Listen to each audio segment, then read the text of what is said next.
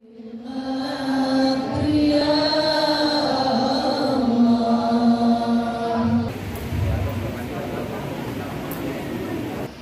kita hormati dan kita banggakan bersama Bapak Kepala Kantor Kementerian Agama Kabupaten Bone, laporan kinerja penyuluh agama Islam fungsional dan non fungsional pada aplikasi IPA tahun 2022 ini. Olehnya itu mewakili semua peserta yang hadir menyampaikan ucapan terima kasih dan penghargaan yang setinggi-tingginya kepada Bapak Kepala Kantor Kementerian Agama Kabupaten Bone dan Bapak. Karena tidak ada alasan untuk tidak bersyukur setiap saat. Ada orang yang ketika bangun pagi yang ada di pikirannya itu adalah ada impian saya kemarin gagal, sehingga kata gagal ini melandasinya untuk tidak bersyukur. Kalau ditanya tentang orientasi hidup manusia, selalu menuntut kepada harta. Rujukannya itu harta, selalu uang. Jadi uang itulah simbol kesuksesan. Sehingga kadang orang tidak bersyukur karena tidak mendapatkan itu. Dan kadang kita berkelahi karena persoalan itu. Mau perhatian seluruh penyuluh, rezeki itu bukan uang sebenarnya. Saya pernah mendapatkan uang dalam jangka waktu yang sangat singkat, hanya bicara-bicara seperti ini saja. Saya diundang dalam pertemuan di Ho Chi Minh University, bicara tentang bahasa-bahasa Austronesia. Itu saya dibayar kurang lebih kalau dirupiahkan itu 316 juta. Selama saya bicara kurang lebih 29 menit. 300 juta 29 menit. Kalau gaji saya 5 juta, berarti saya harus mencari uang berapa puluh tahun saya bisa terkumpul. Tapi saya peroleh hanya 29 menit. Saya dapatkan itu. Ternyata saya baru sadar setelah saya pulang ke Indonesia, ternyata rezeki itu bukan dalam bentuk uang. Saya tiba dari pesawat itu saya sakit, pinggang saya sakit, lalu masuk ke rumah sakit, dan waktu itu saya harus ditraks, harus dimasukkan di alat MRI. Lalu MRI ini memeriksa semua struktur tulang belakang, tulang lumbal belakang, dan ternyata ada penyempitan. Itu kira-kira sekitar 11 tahun yang lalu. Dan dokter mengatakan sito, segera harus operasi. Nah, saya tanya, operasi ini konsekuensinya apa? Ternyata hanya dua, lumpuh total atau sembuh. Nah, disitulah saya sadari bahwa rezeki itu ternyata bukan uang. Karena hari ini ada orang yang ketika ditawarkan menggantikan uangnya dengan kesehatannya, dia tidak mau. Dia mau. Ada orang yang hari ini terbaring di rumah sakit dan punya tabungan ratusan miliar. Dan ketika ditanya apakah Anda mau rela tabungannya hilang 100 miliar asal Anda sembuh, dan dia katakan saya mau sembuh, semua dikosongkan. Harta kita hari ini adalah kesehatan, Bapak Ibu semuanya. Tuhan menurunkan ke kita adalah nikmat sehat.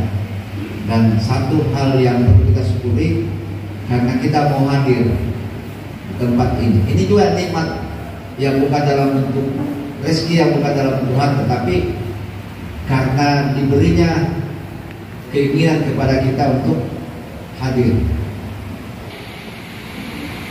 Perjalanan ibadah, mampu memanfaatkan kesempatan selaku penyuluh untuk mau belajar, karena mau saja Allah sudah nilai sebagai sebuah ibadah, apalagi kalau kita sudah hadir. Mungkin rezeki kita hari ini bukan uang, tapi kita diberi kemauan untuk hadir. Itu rezeki yang mungkin saja kalau ditukar dengan uang belum tentu sama. Ada orang yang dikasih uang, jiwanya tidak tenang, macam-macam saja. Tuhan kasih kita wajah yang gagah, tapi tidak laku-laku. Ada kan? Cantik, gagahnya.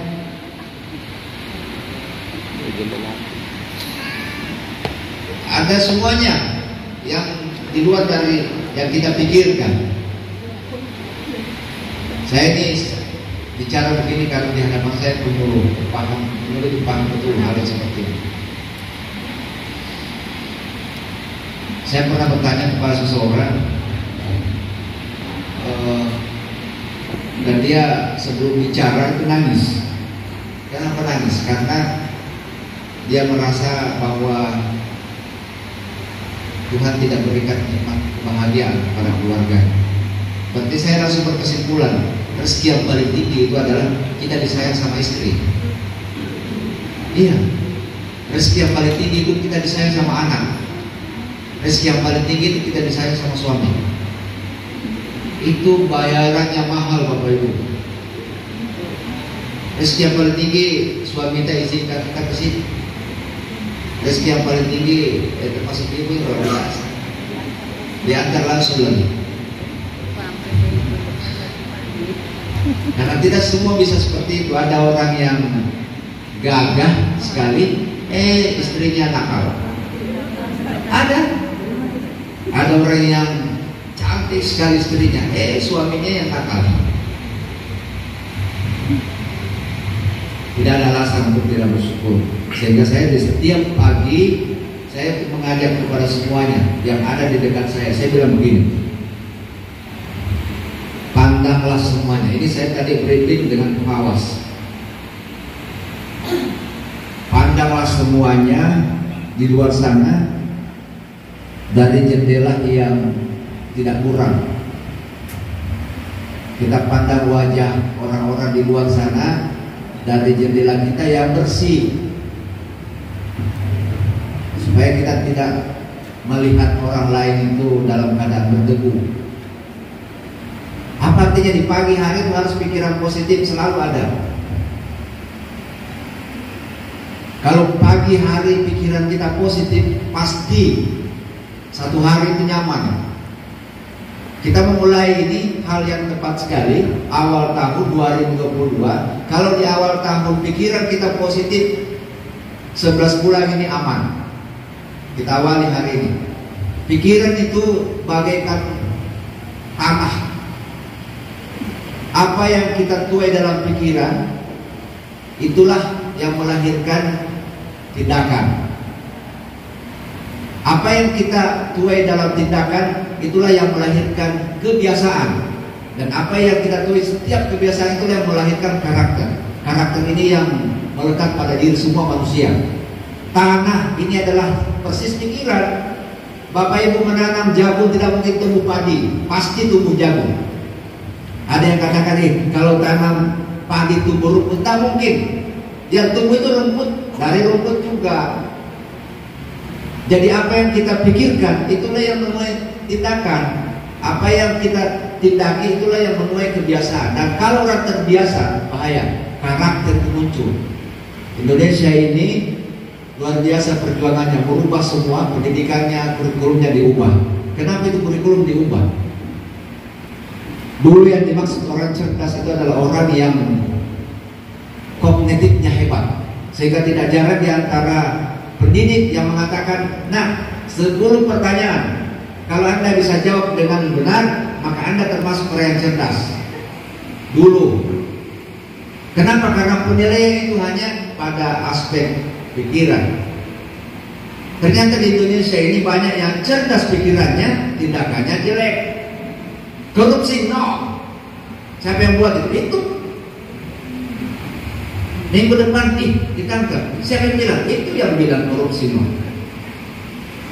Korupsi merusak generasi bangsa. Siapa yang bilang? Itu yang dipenjara sekarang.